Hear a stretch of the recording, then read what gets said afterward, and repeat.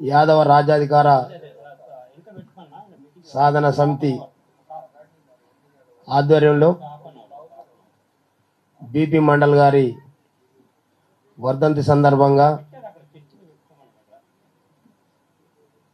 బీసీల యొక్క సమస్యల మీద వాళ్ళ యొక్క హక్కుల మీద విస్తృతంగా పోరాటాలు చేస్తున్నటువంటి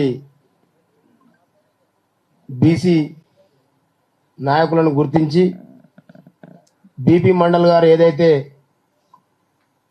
మండల్ కమిషన్ ద్వారా బీసీలకు రావాలనేటటువంటి ఇష్యూస్ మీద మాట్లాడిరో మరి వారి యొక్క ఆశా సాధన కోసం పనిచేస్తున్నటువంటి వారిని గుర్తించి ఈ సమాజంలో వాళ్ళ యొక్క లక్ష్యాలను తెలియజేయాలనేటటువంటి సంకల్పంతో మరి యొక్క అవార్డుల కార్యక్రమాన్ని ఏర్పాటు చేసినటువంటి సోదరులు మా తమ్ముడు బడుగుల నాగార్జున యాదవ్ గారికి, అదేవిధంగా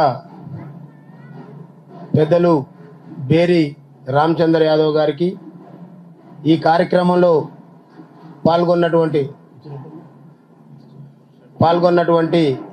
గౌరవ బీసీ కుల సంఘాల నుండి అనేక రకాల పోరాటాల ద్వారా ప్రాతినిధ్యం వహిస్తున్నటువంటి పెద్దలందరికీ పేరు పేరున నా యొక్క నమస్కారాలు, ధన్యవాదాలు తెలియజేస్తా ఉన్నాను.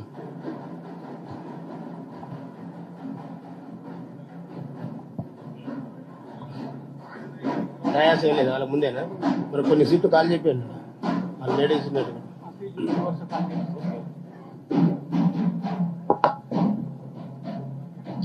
మన ముఖ్య అతిథులు వస్తారు కాబట్టి వాళ్ళు వచ్చిన తర్వాత మళ్ళీ కంటిన్యూషన్ చేసుకుందాం, డిస్టర్బెన్స్ అవుతా ఉంది.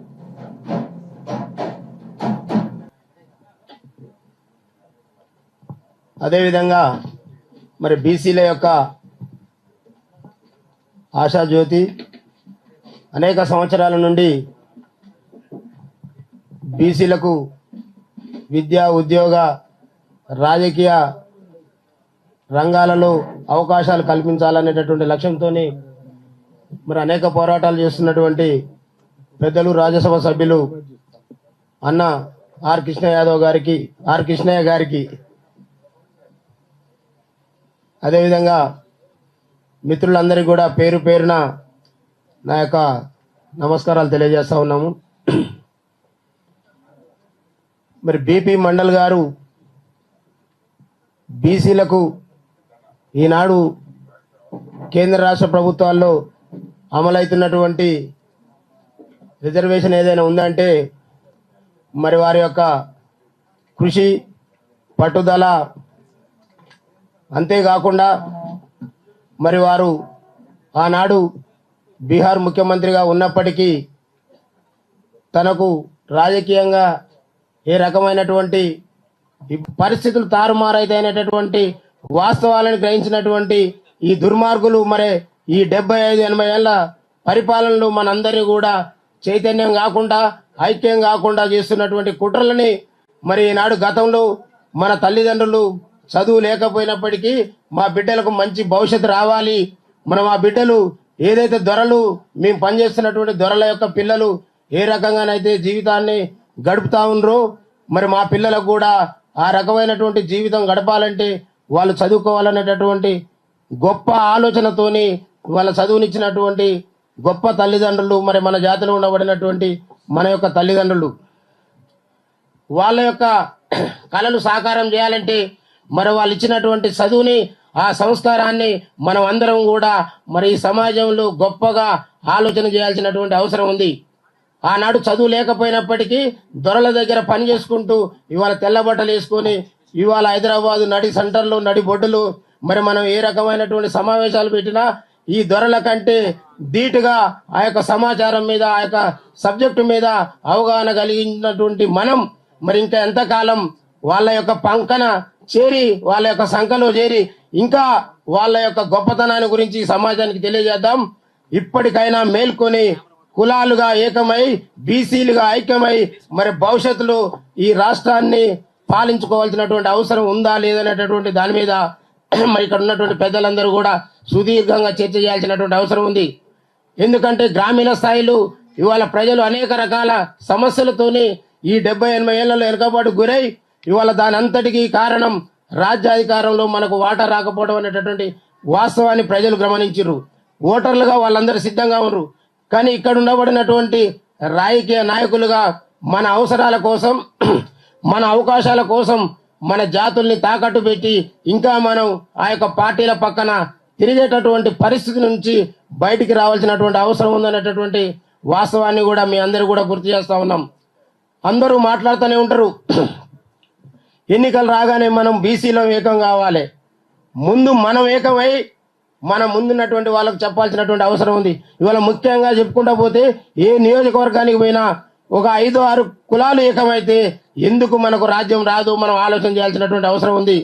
ఇవాళ గౌడ సోదరులు, ముదిరాజు సోదరులు, మున్నూరు కాపులు, యాదవ సోదరులు, పద్మశాలి సోదరులు ఏ నియోజకవర్గానికి పోయినా వీళ్ళందరూ కలిస్తే సగానికి పైనుండబడినటువంటి ఓటర్ లిస్టులో మన పేర్లుంటాయి. ఇవాళ ఆ యొక్క నియోజకవర్గాల వారీగా, జిల్లాల వారీగా ఒక జిల్లాలో 10 నియోజకవర్గాలు ఉంటే 10 చోట్ల ఈ 10 కుటుంబ సభ్యులు 10 కులాల వారు కలిసి పోటీ చేస్తే, ఒక చోట యాదవుడు పోటీ చేస్తే ఇంకో చోట గౌడ సోదరుడు పోటీ చేస్తాడు, ఇంకో చోట ముదిరాజు బిడ్డ పోటీ చేస్తాడు, ఇంకో కాడ మున్నూరు కాపు చేస్తారు. మనం ముదిరాజు చేసిన కాడ ఉన్నటువంటి అన్ని కులాలు ముదిరాజుకు ఓటేస్తేనే ఇక్కడ యాదవునికి ఓటేస్తాం, లేకుంటే అక్కడ గౌడుకు ఓటేస్తాం అనేటటువంటి ఐక్యాన్ని తీసుకొస్తే ఎందుకు రాజ్యం రాదో మీరందరూ కూడా ఆలోచన చేయాల్సినటువంటి అవసరం ఉందని ఈ వేదిక ద్వారా బీపీ మండల్ గారి ఆశయాలు సాధించాలనేటటువంటి ఆలోచనతో చేసినటువంటి వేదిక ద్వారా మీ అందరూ కూడా విజ్ఞప్తి చేస్తా ఉన్నాం. ఇంకా అట్లా కాకుండా పోయి ఇంకా పార్టీల పక్కన కూర్చొని నాకు బీఫామ్ ఇయ్యి, మాకు పార్లమెంట్ పరిధిలో 2 ఇస్తాను కదా, 1 ఇస్తాను కదా, మాకు బీఫామ్ కావాలని ఇంకెంతకాలం తిరుగుదాం అనేటటువంటి దాని మీద చర్చ చేయాల్సినటువంటి అవసరం ఉంది. మన జాతుల్లో ఎవరైనా ఈ జాతులకు ఉపయోగపడేటటువంటి వ్యక్తి తయారైందనగానే పట్టుకపోయి ఆ పార్టీలలో రాజ్యసభలు, ఎమ్మెల్సీలు, ఎంపీలు, మరి ఆ ఎమ్మెల్యేలుగా ఇచ్చి వాళ్ళ నోర్లని అక్కడికక్కడనే బ్రేక్ చేసి వాళ్ళకు ఉన్నటువంటి చిన్న చిన్న ఇబ్బందులను దృష్టిలో పెట్టుకొని మనల్ని అణచివేస్తా ఉన్నటువంటి కుట్రలు జరుగుతూ ఉన్నాయి. దయచేసి ఇక్కడ ఉండబడినటువంటి పెద్దలందరూ కూడా విజ్ఞప్తి చేస్తా ఉన్నాం, ఏ పార్టీలైనా వాళ్ళ అవసరం కోసం తప్ప మన జాతి అవసరం కోసం మనకు పదవులు ఇచ్చేటటువంటి పరిస్థితి లేదు. మరి అది రావాలంటే మనం ఏకం కావాలి ఖచ్చితంగా. దయచేసి మీరు ఇక్కడ ఉండబడినటువంటి ఈ తెలంగాణ రాష్ట్రం ఏర్పాటైతే ఇక్కడ ఉన్నటువంటి బడుగు బలహీన వర్గాల యొక్క బతుకులు మారుతాయని నమ్మి ఆనాడు జయశంకర్ సారు ఎవరో ఒకడు ఈ ఉద్యమాన్ని తీసుకుపోతా ఉండు, ముందైతే ఆ తెలంగాణ రాష్ట్రం రానియండి, ఆ తర్వాత మన బతుకులు మారుతాయని చెప్తే విని మరి ఆ యొక్క ఉద్యమంలో 13 సంవత్సరాలు సుదీర్ఘ పోరాటం చేసిన తర్వాత తెలంగాణ రాష్ట్రం వచ్చింది. ఇవాళ వాళ్ళ సొత్తు మాదిరిగా ఇవాళ 10 సంవత్సరాలు పరిపాలన చేసినటువంటి ఈ పార్టీ ఇవాళ ఇక్కడ ఉండబడినటువంటి బీసీలందరినీ అణచివేసి ఆ బీసీలలో అక్కడో ఇక్కడో రాజారాం లాంటి వ్యక్తి గురించి ఇంతకుముందు ఒక వ్యక్తి మాట్లాడిండు. ఏ ఉద్యమం చూసినా రాజారాం లేనటువంటి ఉద్యమం లేనటువంటి ఉస్మానియా క్యాంపస్ లా ఇవాళ రాజారాం పరిస్థితి ఎక్కడా? మరి 10 సంవత్సరాల అధికారంలో ఉన్ననాడు ఎటు పోయింది? వాళ్ళకు మల్లయ్యాలు వచ్చి బీసీ ఉద్యమాలు నడుపుతా అంటే ఇంకా మనం నమ్మాలనా అనేటటువంటి విషయం మీద మనం చర్చ చేయాలి. మరి వాళ్ళ కాంగ్రెస్ పార్టీ ఎన్నికలకు ముందు బీసీలను మోసం చేసి పార్లమెంట్ పరిధిలో 2 ఎమ్మెల్యే స్థానాలు ఇస్తా అని చెప్పింది. అన్ని స్థానాల్లో 42% అన్నది. ఇవాళ వాళ్ళు ఇచ్చిన పార్లమెంట్ పరిధిలో 2 స్థానాలు ఎక్కడెక్కడ ఇచ్చారు? ఇవాళ కాంగ్రెస్ పార్టీ భజన చేస్తున్నటువంటి వాళ్ళని కూడా మనం అడగాల్సినటువంటి అవసరం ఉంది. అందుకనే దయచేసి సోదరులారా, ఇవాళ ఇప్పటికైనా 75-80 ఏళ్ళు ఈ భారతదేశంలో మెజారిటీ ప్రజలు ఉన్నటువంటి రాష్ట్రాల్లో మెజారిటీ ప్రజల్ని పరిపాలన చేస్తూ ఉంటారు, మైనారిటీ వాళ్ళు పరిపాలించబడతా ఉంటారు.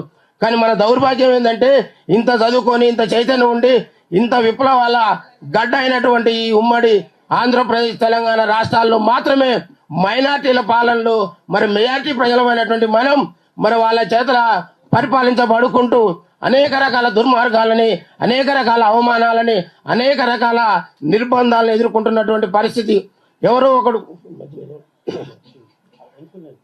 ఒకరు వాళ్ళు చేస్తున్నటువంటి దుర్మార్గాల మీద గొంతెత్తితే ఆ గొంతుల్ని నలిమేసి మరి ఈ సమాజం నుండి దూరం చేసినటువంటి చరిత్ర మరి నల్లగొండ జిల్లా నుంచి అనేక సందర్భాల్లో ఎదురైనటువంటి పరిస్థితి. ఇవాళ మారోజు వీరన్న కావచ్చు, కోనపూరి సాంబశివుడు కావచ్చు, అదేవిధంగా రాములన్న కావచ్చు, పెళ్లి లలితక్క కావచ్చు, ఇలా చెప్పుకుంటా పోతే అనేక రకాల చైతన్యం కలిగినటువంటి వ్యక్తులు బయటకు వస్తున్నటువంటి తరుణంలో అనేక రకాల దుర్మార్గపు ఆలోచనలో ఒక గొప్ప ప్రభంజనం మొదలైంది. బీసీలందరూ కూడా ఖచ్చితంగా ఏకమైతున్నటువంటి వాతావరణం కనపడగానే మళ్ళీ ఇక్కడ ఉండబడినటువంటి అగ్రవర్ణ దుర్మార్గపు నాయకులు మళ్ళీ మనలో మనకే పోరాటాలు పెట్టి మనల్ని మనకు విభేదులుగా శత్రువులుగా తయారు చేస్తున్నటువంటి వాతావరణం కనపడతా ఉంది. కాబట్టి దయచేసి ఇక్కడ ఉన్నటువంటి పెద్దలందరూ కూడా గమనించాలి. ఎవరి వేదిక వాళ్ళకు ఉండనండి. తెలంగాణ భావజాల వ్యాప్తి జరగాలి. మనం మాట్లాడాల్సింది ఒకటే, ఈ రాష్ట్రంలో సగానికి పైన ఉండబడినటువంటి మనం కనీసం కులానికి 10% 20% ఐక్యం చేసిన ఖచ్చితంగా 2028లో ఈ రాష్ట్రాన్ని పరిపాలించబోయేది బీసీలే ఆ క్యాబినెట్ ఉంటారనేటటువంటి వాస్తవాన్ని ఇక్కడ ఉన్నటువంటి సోదరులు నమ్మినట్లయితే ఖచ్చితంగా కింద ఉండబడినటువంటి ప్రజలందరూ కూడా సిద్ధంగా ఉండరు, మన వైపు చూస్తా ఉండరు.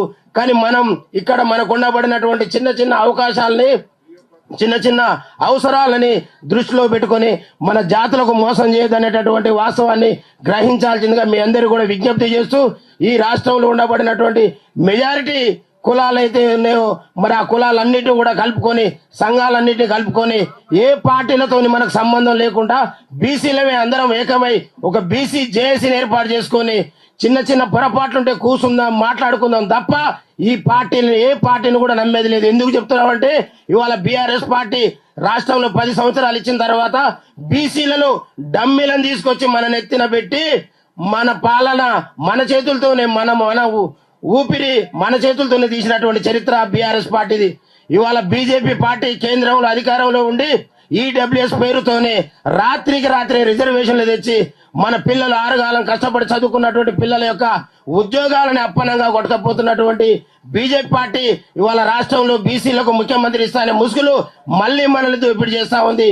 మనం బీసీల ఐక్యమైతా ఉన్నాం. కాబట్టి మరి కాంగ్రెస్ పార్టీ ఎన్నికల ముందు ఇచ్చినటువంటి హామీలను నెరవేర్చకపోగా తన చేతిలో లేనటువంటి 42% రిజర్వేషన్ ఇస్తా అని తన చేతిలో ఉండబడినటువంటి క్యాబినెట్ లో మాత్రం మరి నలుగురిని కూడా మంత్రులు లేకుండా కళ్ళ ముందే మోసం చేస్తున్నటువంటి మరి ఆ పార్టీ ఈ పార్టీ అన్ని పార్టీలు కూడా అవసరాల కోసం 75-80 ఏళ్ల నుంచి వాడుకున్నటువంటి పార్టీలు మళ్ళీ మనల్ని అదే రకంగా మోసం చేయడానికి సిద్ధంగా ఉన్నాయి. కాబట్టి దయచేసి బీసీ సోదరులంతా మనకు ఈ సంఘాలు నడిపేటటువంటి నాయకులకు ఏమైనా తేడాలున్నా కూర్చుందాం. మన పెద్ద మనుషులు అనేక మంది పెద్దలు అనుభవజ్ఞులు మన కాడ ఉన్నటువంటి వాళ్ళ మేధస్సుని ఉపయోగించుకొని ఈ రాష్ట్రంలో బీసీలందరం ఏకమై ఒక జిల్లా ఉంటే జిల్లాలో అన్ని కులాలను ఏకం చేసి అక్కడ ఉన్నటువంటి 10 జనరల్ స్థానాలు ఉంటే 10 కులాలకు అవకాశం ఇద్దాం. ఆ 10 మందిని ప్రతి డయాస్ మీద నిలబెడదాం. ఇగో ఇక్కడ యాదవ్ బిడ్డ గెలవాలంటే ఇక్కడ ఉన్నటువంటి గౌడ, మున్నూరు, ముదిరాజు అన్ని కులాలు ఓటేయాలి. అక్కడ ముదిరాజు గెలవాలంటే వీళ్ళందరూ ఈ రకంగా 3-4 జిల్లాలలో గెలిస్తే 60 మంది ఎమ్మెల్యేలను గెలిపించుకుంటే ఈ రాష్ట్రం మన చేతులకు వస్తుంది. రాష్ట్రం చేతులకు వస్తే 40 మంది ఎమ్మెల్సీలు మన జాతులలో ఉండబడినటువంటి కడంచున్నటువంటి వర్గాలకు కూడా ఎమ్మెల్సీ రూపంలో వస్తాయి, కార్పొరేషన్ల రూపంలో వస్తాయి. మరి మనం రాజ్య అధికారం మన చేతులకు వస్తే ఇవాళ చూస్తా ఉన్నాం, అరగుంట జాగలేనటువంటి కుటుంబాలు మనవి ఉన్నాయి. 500 ఎకరాలు ఉన్నటువంటి వాళ్ళందరికీ ఇలా రైతు బంధు రూపంలో వేల కోట్ల రూపాయలు దోషి పెడతా ఉన్నారు. మన జాతుల కళ్ళల్లో ఆనందం చూడాలంటే ఒక్క రైతు బంధు బంద్ చేసుకొని 5 ఎకరాల లోపు ఉన్న వాళ్లకు ఇవాళ 500 ఎకరాల వరకు ఇస్తున్నటువంటి 20,000 కోట్ల రూపాయల్ని 5 ఎకరాల లోపు ఉన్న వాళ్ళకు పంచితే ఇంటికి 2 లక్షల రూపాయలు వస్తాయి. ఎట్లా బాగు చేసుకుంటామో లెక్కలు మన కాడ ఉన్నాయి.